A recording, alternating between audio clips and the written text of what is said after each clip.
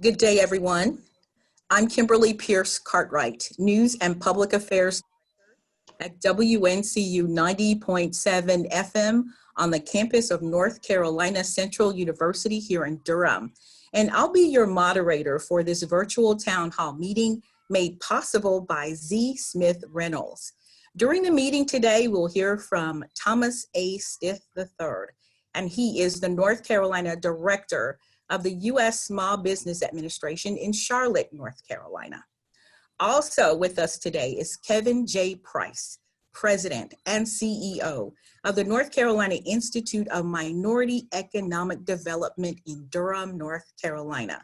Mr. Stith will provide information about the SBA's resources as well as the SBA's response to COVID-19 for small businesses during this very critical time. And Mr. Price will address the results and call to action of the current survey on the impact of COVID-19 on small, diverse businesses gathered by the North Carolina Institute of Minority Economic Development. He will address where the resources are and what is next. And following their presentations, they will answer a series of questions given to us by small business owners across the state. Now, with all of that housekeeping done, I would like to welcome Thomas Stith III. Hello, and thanks for being with us. Well, Kimberly, I appreciate the opportunity to be with you this morning. Although I'm in Charlotte, it's good to have a connection to NCCU, my alma mater, as an Eagle. At least makes me feel a little closer to home. So glad to be with you this morning. Wonderful, thank you. I know you're very busy. Talk to us first about your agency and what it does, and then you may begin your presentation, sir. Okay. Well, thank you again. Well, the U.S. Small Business Administration has the specific mission of helping assist companies start, grow, and expand. So we work with small businesses throughout North Carolina in various stages of their development. That's what makes it even more key for SBA to be engaged at this time in history. We have over 900,000 small businesses throughout the state of North Carolina, and they employ 1.7 million people. So during this critical time, SBA is very engaged in providing economic support as we recover from this serious disaster. So at this time, I will work our technology and first of all, bring up a short presentation that I would like to share. There are a few key programs that I would like to discuss today as SBA support to the coronavirus epidemic. COVID-19 has impacted all of our communities and especially impacting the small business community. So today we will talk about the economic injury disaster loans, which are served to provide immediate relief around a disaster. On March 18th of this year, North Carolina received a full state declaration as a disaster because of COVID-19. So all small businesses throughout North Carolina are now eligible to apply for economic injury disaster loan. And we will talk more about that in a moment, along with the economic injury grants. And we'll speak as well today about express bridge loans, the Paycheck Protection Program, and small business debt relief. First, as I mentioned, on March the 19th, North Carolina received a statewide declaration of disaster from SBA Administrator Jovita Carranza. This provided the opportunity for small businesses across our state to apply for relief because of this viral disaster. The first response by SBA then was to provide economic injury disaster loans to small businesses in North Carolina to provide that potential availability. All small businesses qualify, nonprofits qualify, even businesses that had a relationship with an affected business are covered under the economic injury disaster loan program. Some of the basics that are looked as you go through the underwriting process are general credit history. Has the business been in operation for some period of time? Have they established any credit history? The ability to repay. And obviously we realize that at this time, all businesses are crippled, but they're looking at your business model and potential to repay once we get back to normal. And collateralization. Loans from $25,000 and below do not require collateral. Those that are over $25,000 will have the SBA underwriter seek some level of collateral. That won't disqualify a small business, but that amount will trigger a look for some level of collateralization. And just the basic terms of those EIDL loans or economic injury disaster loans, they're up to $2 million. They can be in length of up to 30 years. For small businesses, the rate on those loans is 3.75%, and for nonprofits, 2.75%. And businesses can use those, or nonprofits, for general operating expenses. These loans are designed to assist with the operations during this time period and the businesses have been affected by COVID-19. So that's everything from fixed debt to payroll to accounts payable. A recent additional benefit to the Economic Injury Disaster Loan Initiative are emergency economic injury grants. These grants can be applied for within the same application process, and they provide much more immediate dollars. If the small business qualifies, they can receive up to $10,000 that is forgivable, regardless of whether your application is approved or not approved. That $10,000 or maximum of $10,000 is provided to the business to try to help during the processing period. Now, if a business applied before March 31st of this year, they would have to go back into the online portal and reapply if they wanted to have the benefit of being considered for the $10,000 advance. But it will not disturb their place in line. It will not put them at the bottom of the pile. It will automatically engage your application if you had already applied where it was in the queue. And again, small businesses are varied. They can be your hotels, they can be your barber shops or beauty shops in your community, wholesalers. You just have to be located and have a physical presence within North Carolina to take advantage of the declaration that was made here in North Carolina. Again, many folks ask, well, what can these proceeds be used for? And we feel at SBA, they should be able to use them for working capital for businesses. And this PowerPoint will be made available to your listeners, but I will say for those listening now, you can go to disasterloan.sba.gov for the online portal. And again, private nonprofits are eligible, 501c, 501c-D and E are eligible. And so not only do private sector organizations or small business qualify, but nonprofits do as well. How to apply? Once again, if you go to disasterloan.sba.gov/ELA, that will take you directly to the portal. Because of the type of disaster, we will not be able to have physical recovery centers on the ground, so it will be through an online portal or through telephone communication. The 800 number is 800-659-2955. In addition to SBA support, SBA has resource partners throughout North Carolina that can help small businesses as they prepare their loans, if they have additional questions, so they can also go to SBA Online Help or go to one of our many resource partners. The Small Business and Technology Development Centers are located at our university campuses throughout North Carolina. SCORE are located in 10 chapters across the state.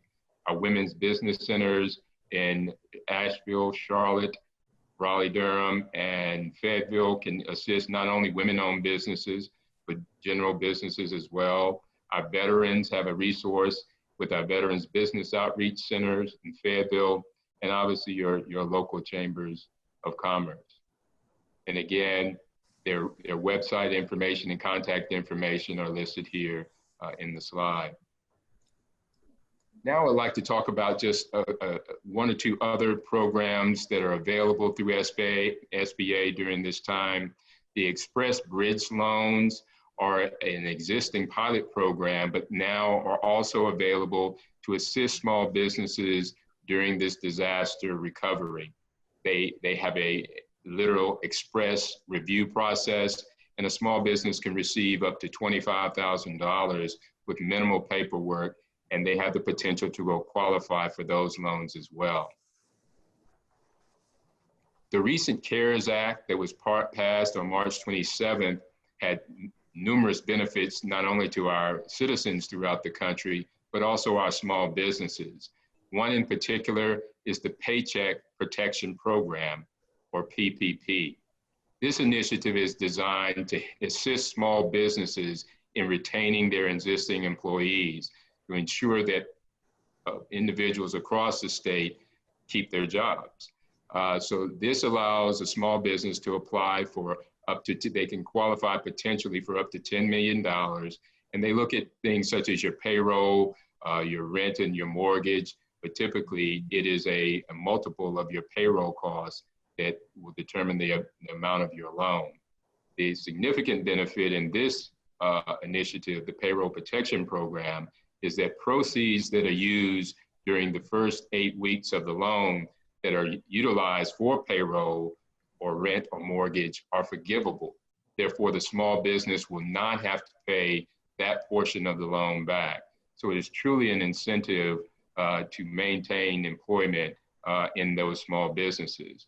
And along with that benefit, SBA will actually defer loan payments on those loans for 6 months to once again provide additional cash flow for the individual.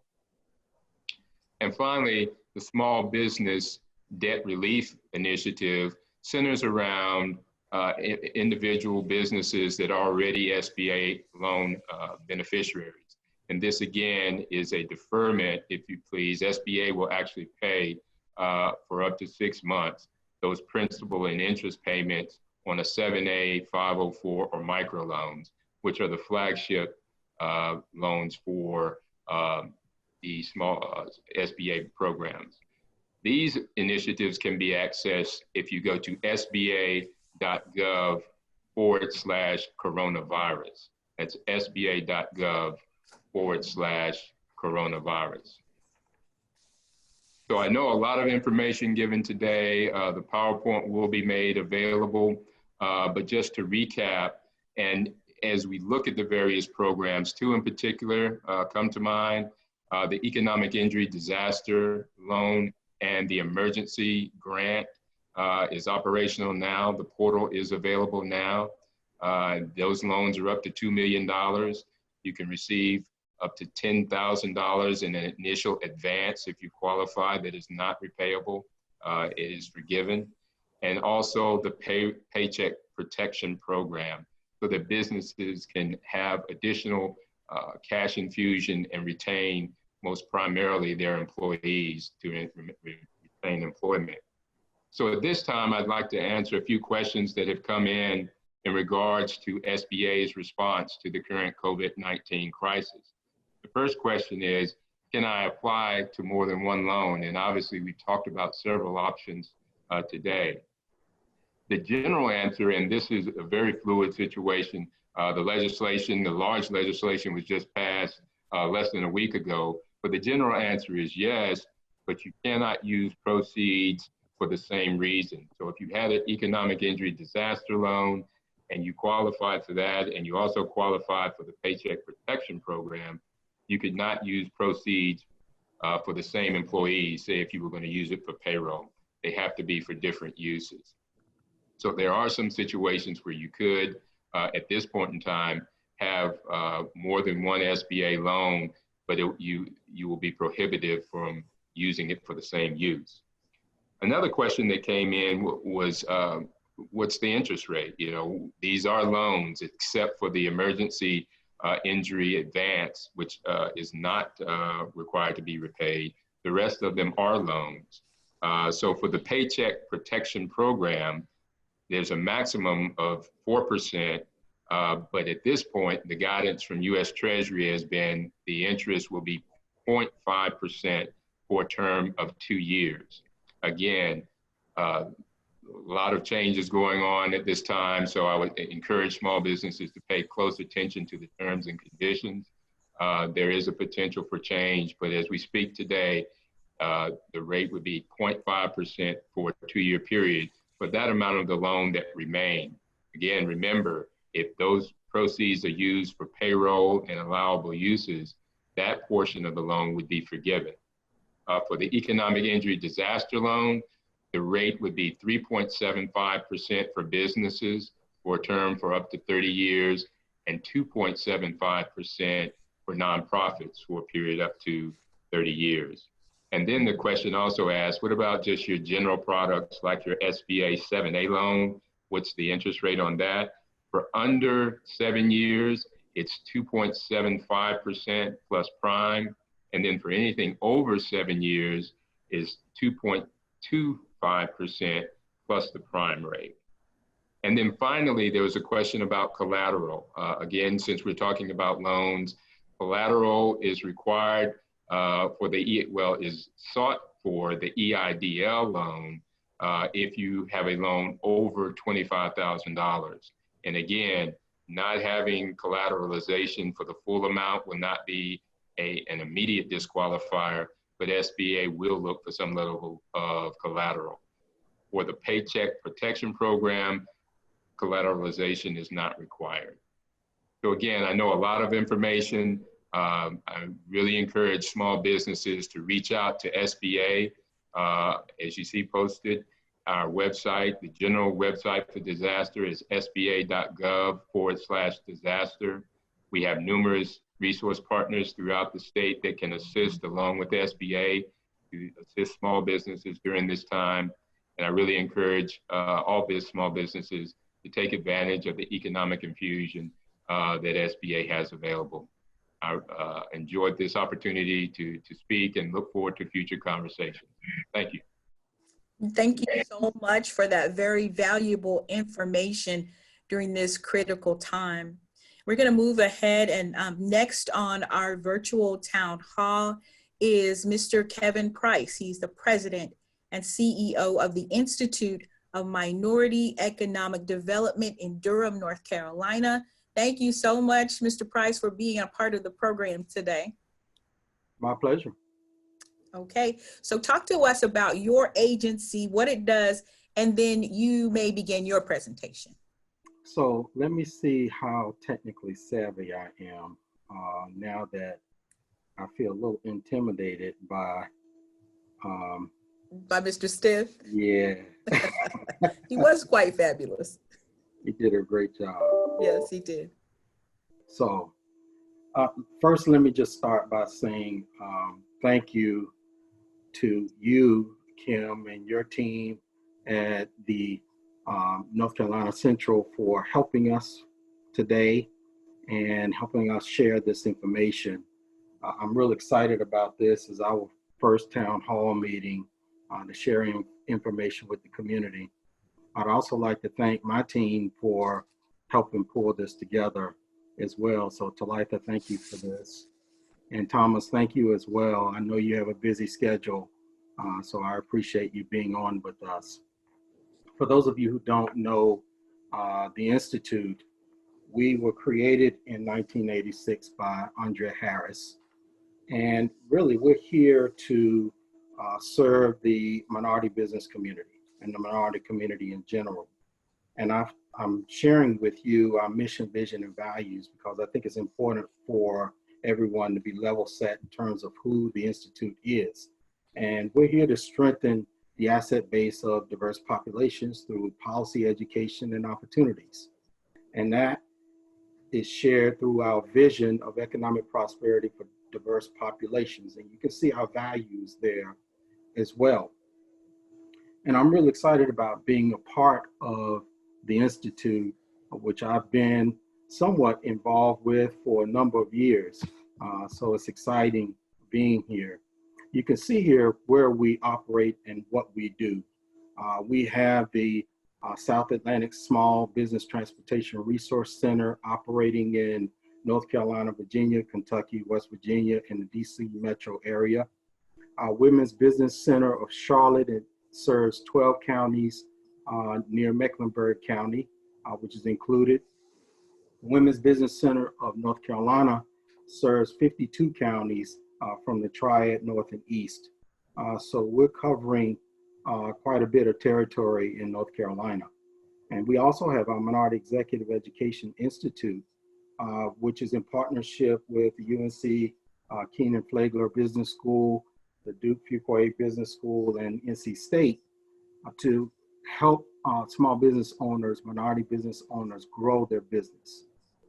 And lastly, our Public Allies of North Carolina, in partnership with AmeriCorps, is there for individuals who want to gain experience and learn how about career growth by working with nonprofits.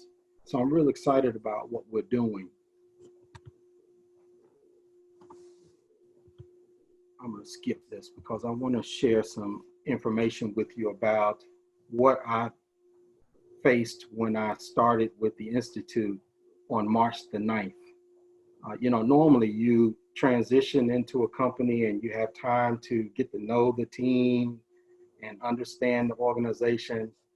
I'm doing that on the fly because this is so critical that we understand what's happening with COVID-19 and how it's impacting our community, small business community, that we had to jump right on this and be a voice to many small, diverse businesses. And what we were hearing from SBA nationally was a focus on small businesses, which was 500 employees or smaller. And we wanted to take a different approach and look at those small businesses which were closer to 50 employees or smaller. And so I asked some colleagues to join me and build a coalition to address the impact of COVID-19 on those small, diverse businesses. And you can see there some of the partners. Not all of them are listed.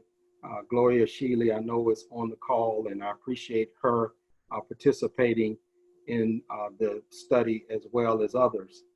But it was really important to us that we got a broad cross-section of small businesses throughout the state, which is why you see so many different types of small businesses represented.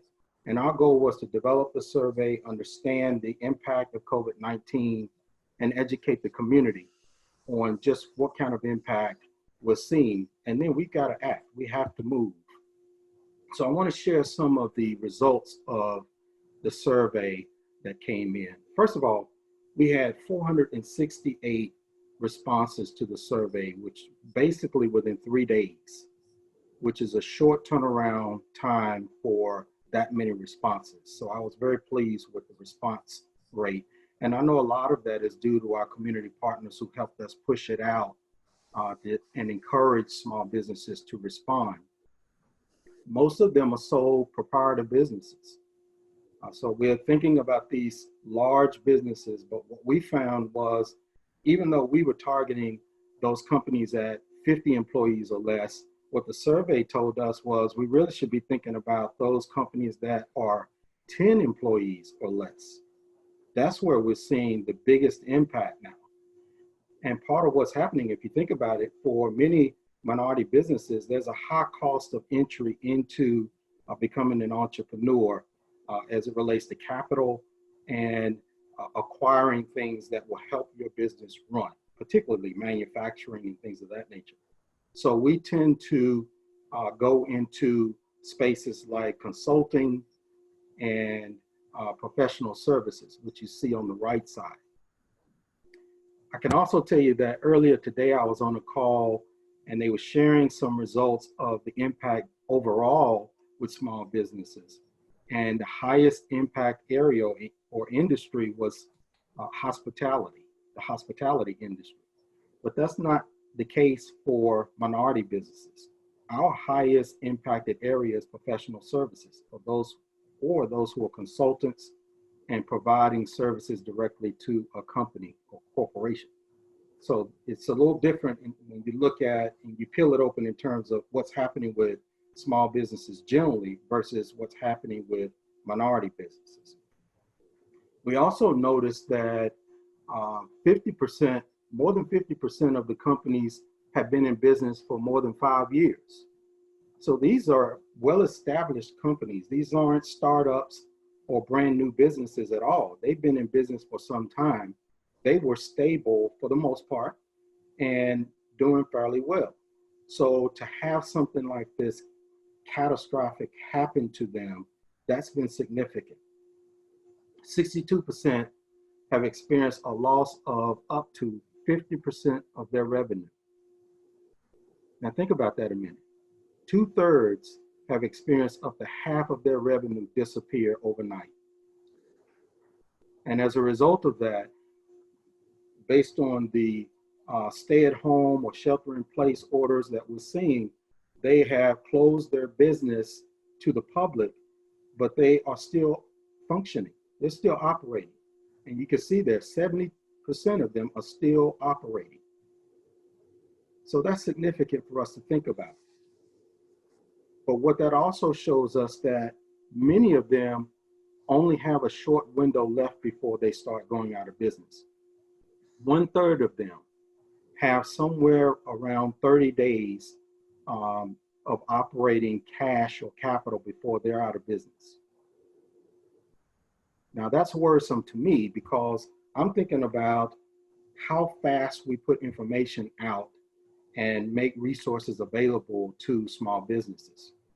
When we started this process roughly a week and a half ago, and we finished in a week, just within that time frame, we lost 20 LGBT businesses. Just within that time frame. And if we're hearing that when we finished the survey, 1/3 of them had roughly 30 days left before they were going to face some serious issues. Well, we're a week out now. And so that has been shortened to 3 weeks.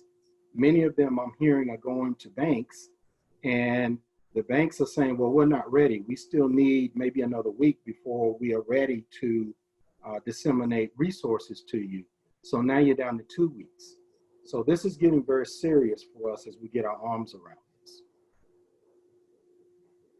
You'll also see there some of the needs that we were hearing from the survey was that not only do we need loans and access to loans, but we need some grant funds that are available to us too, maybe at a smaller level or amount, but all of it can't be grants, because what we're seeing is while we've been closed, that revenue isn't coming back. It's lost. So we've got to also look at how we provide some grant funds for those small, diverse businesses. And the way you access those funds has to be fast and easy. So we need a streamlined process to get funds for operating expenses. So the other part of the survey was recommendations that we were hearing from the small businesses and the stakeholders.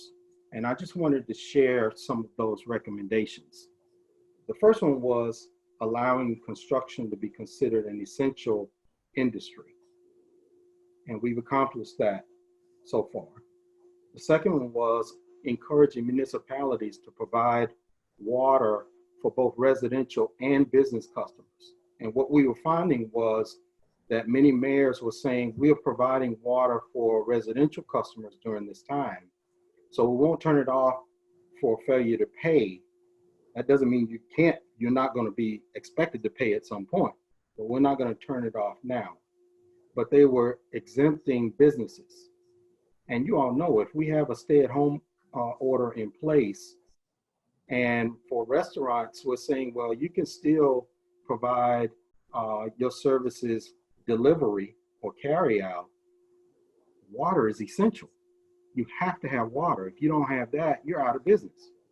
So it was important for us to make sure both residential and business customers are covered under with utilities. And you'll notice recently, the governor put out a new executive order that covered utilities for both residential and business customers. So we're really excited about that. We're applauding not only Duke Energy, but other corporations who are maintaining services during this challenging time, because it's important that we stay connected and that we have the resources to continue to function as small businesses.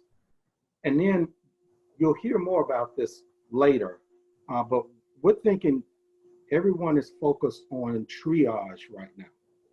Let's just safeguard where businesses are and keep them from going out of business. And I'm encouraging the Institute team and some of our partners to start thinking about post-triage. What do we do now once we get past this crisis period to make sure we further stabilize those small, diverse businesses and help them grow to the next level again? That time, you can't wait until we get there. Someone has to be thinking about that now. And I'm suggesting that we need to start thinking about a campaign around buying small, buying local, and buying from diverse businesses. So you'll hear more about that later. I mentioned earlier about providing grants in addition to loans, and I'm starting to see, even in some small cities, people are reaching out to the Institute and saying, you know, we want to create our own fund that could be used for emergency relief or support locally that is not a loan, it'll be a grant. So I'm excited to hear that. And then encouraging corporations to tweak their payment terms. And that was intriguing on a call this morning because several people were saying, well, what are you expecting corporations to do? And you know, corporations have a supply chain, and in that supply chain are small businesses. And some things that corporations can do to help small businesses would be tweaking their payment terms. So for the average corporation, their payment term may be net 30, 45, or even 60. So what we're suggesting is maybe now is a good time to consider tweaking that and getting those funds into those small businesses' hands quicker. So maybe let's look at a net 15 or shorter window to provide payment to those small, diverse businesses. Also waiving late fees for those who are expecting funds to come in from small businesses. Waive the late fee if it comes in late. And then look at general liability insurance. For some companies, they are looking at 5 million to 10 million in general liability, which is expensive for a small business. Maybe we can shorten that or reduce the amount of general liability insurance that a small business may need. So those were the results or the recommendations that we had. So next steps. I think there are 3 pieces to the next steps. We're already in the phase of educating the community about the results of the survey and making everyone aware of just what's happening with those small, diverse businesses. And I'm talking about 50 employees or smaller. We didn't want to assume we knew what small businesses were dealing with. We wanted to hear from them and give them an opportunity to voice to us what they need. But we also have to educate the government sector, corporations, foundations, and community leaders about what they're saying. So we're in that phase now. But then awareness and making the community aware of where the resources are. You know, I mentioned this morning to a group that I kind of feel like this is like walking up to a fire hydrant and turning it on. If y'all remember when you were a kid and well, y'all didn't do that. I was the only one who did that. You turn on the fire hydrant, you play out there for a while. But this is kind of like what's happening. You've got this massive amount of information that's coming at you at one time. And for a small business, that could be very intimidating, trying to figure out how do I cipher through this and figure out what's best for me. So I think the Institute and small community partners are here to help you with that, to figure that out. What's best for you based on where you are with your business and your business needs. And I'm sharing our webpage that we launched recently that shares some of that information about resources with the community. We're trying to make it as simple as possible for you to figure that out. But I would encourage you to reach out to the Institute through our business, through our women's business centers. And we can support you and help you, whether it is just figuring out what the right resource is for you, or how to fill out an application, which if you haven't ever had to fill out an application for a loan, that could be intimidating. So we're here to help you with that. And our community partners, we've made links available there to share some of the information that they are gathering as well. Lastly, I think there'll come a time where post-triage, we've got to start thinking about a marketplace. How do we connect buyers and sellers? There are a lot of people, and just watching the news, I'm hearing local citizens say, I want to buy and support a local small business, but I don't know who they are. I don't know where they are. So we've got to connect people together. And I think the marketplace will be the way we do that. But start thinking about buying local, buying small, and buying diverse. And we'll connect people through a platform where they can find those small, diverse businesses. Anecdotally, as a story, I was recently talking with Chad at the LGBT Chamber, and he was telling me about a LGBT-owned business that sold wine, and how the business was on the brink of going out of business because, you know, their business model was selling wine through the company, through the doors. And all of a sudden the stay-at-home order limits that opportunity. But by setting up a marketplace, Chad was able to expose the company to those who want to buy from small, diverse, LGBT-owned companies. And as a result of that, now that company is selling 130 bottles a day, and they're delivering it to your home. So I'm excited about stories like that, where if we just tweak our business model a little bit, share that with each other, we can keep businesses alive and keep them functioning. And then lastly, the emergency relief microfund. We're developing that as a way of streamlining an opportunity for those who want to give and want to support local businesses through grants or micro grants. And these are things like a story I heard about a small business who is struggling to pay their bills. You know, you prioritize your bills. What am I going to pay first? I'm going to pay my mortgage. I'm going to try to keep my lights on. We got to eat. And when you start getting further and further down the list and you're running out of money, paying your webmaster may not get paid. Now, the problem with that is if your webmaster doesn't get paid, they turn off your website. And that's been your primary way of communicating with the public, with potential buyers. So maybe some type of loan fund to help in those cases. I'm talking small amounts to help people stay viable is where we're going with the loan. So that's what I've got. We are here, the Institute is here. We are a resource through our partners, our community partners, through the efforts of the Institute team, our women's business centers. We are here to help you, and I hope this has been informational. And I'll stop there. I had a few questions as well. One was just, the intrigue of the marketplace and wanting to know more about that. There is more to come.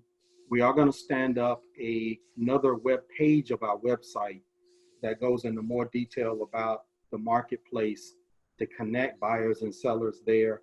The emergency relief fund will also be there. So stay tuned for more information about it. And there's a lot of information out there. Is another question, and I'm not sure where to turn. I would suggest that you turn to those community partners within your community. The Institute is one. We've listed community partners that you can also access for additional support. Your banker is one that can help you as well. And I know there's several bankers on the call who are ready and willing to help, excuse me, their customers as well. So we're all here to help you. I don't want you to panic. Calm yourself, pace yourself, and know that there are resources here to help you. That's what I've got, Kimberly. Thank you so much. Great information. Thank you, Mr. Kevin Price, President and CEO of the North Carolina Institute of Minority Economic Development in Durham. Also, a very special thank you to Mr. Thomas A. Stith III, the North Carolina District Director of the U.S. Small Business Administration in Charlotte, North Carolina. And this concludes our virtual town hall meeting. I'm Kimberly Pierce Cartwright here at WNCU 90.7 FM at North Carolina Central University. And I want to thank all of you who participated in our chat and also were online getting all this valuable information.